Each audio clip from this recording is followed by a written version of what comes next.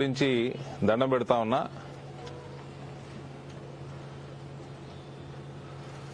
CAA implement చేసినందుకు ఇవాళ రమేష్ గారు ఇవాళ పార్టీలో జాయిన్ అవ్వడం జరిగింది. కేవలం హిందుత్వ భావజాలంతో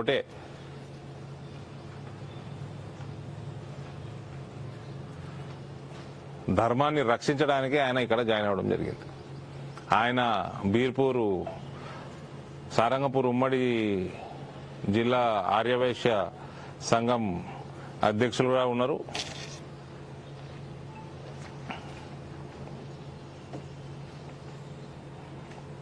థ్యాంక్ యూ.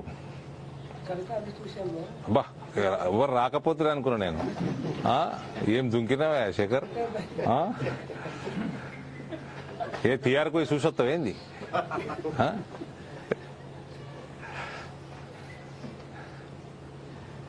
చెప్పండి.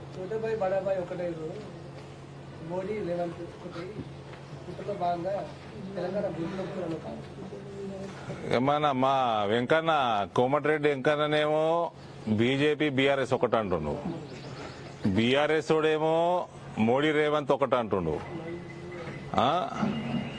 ఈ హరీష్ రావు ఏమో కాంగ్రెస్ బీజేపీ ఒకటే స్టంట్ అంటున్నారు. అంటే ఏది నిజము?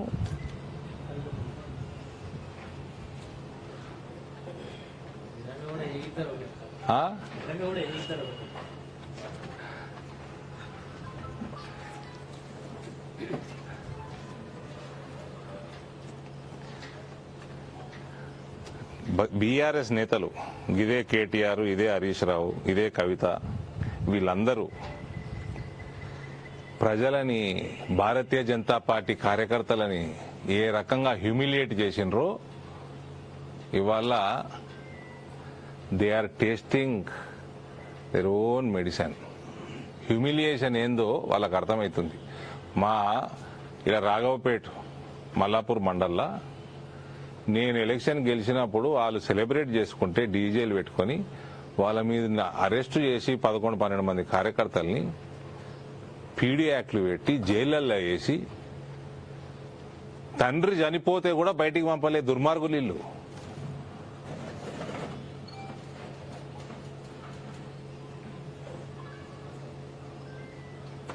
ఇవాళ సత్యపూసలు లెక్క మాట్లాడుతుర్రు, చేస్తుండ్రు.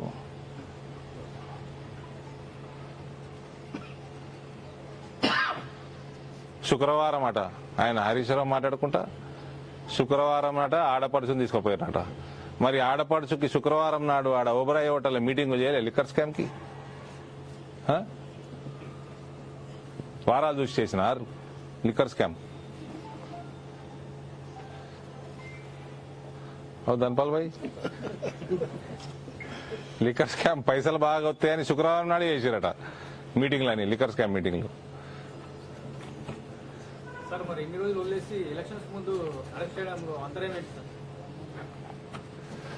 ఈడీని అడుగు, మాకెట్టా తెలుస్తుందయ్యా? మేము అరెస్ట్ చేసేటట్టు చెప్తున్నాం. చేస్తే బాధ మీతోటి, చేయకుంటే బాధ మీతోటి. ఏం చేసినా బాధనే. వేసానాలి మనది చట్టం. చట్టం తన పని తాను చేసుకపోతుంది, నువ్వు కూడా చేసుకోపో.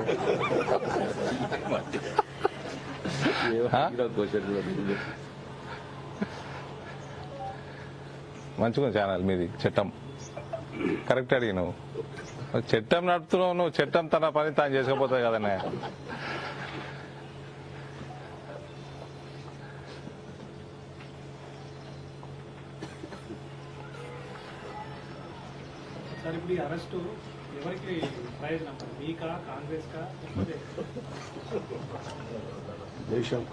అవినీతి రహిత పాలనకి ప్రయోజనం.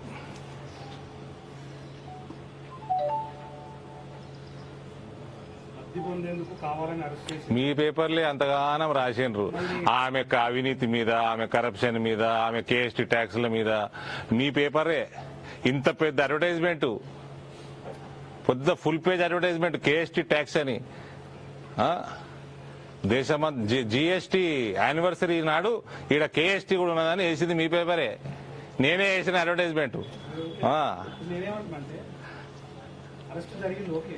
కానీ కావాలని మమ్మల్ని ఇప్పటికే బీఆర్ఎస్ అనేది ఓడిపోయింది, కావాలని మమ్మల్ని ఇంకా ఇబ్బంది పెడతానికి ఇప్పుడు అరెస్ట్ చేసేది.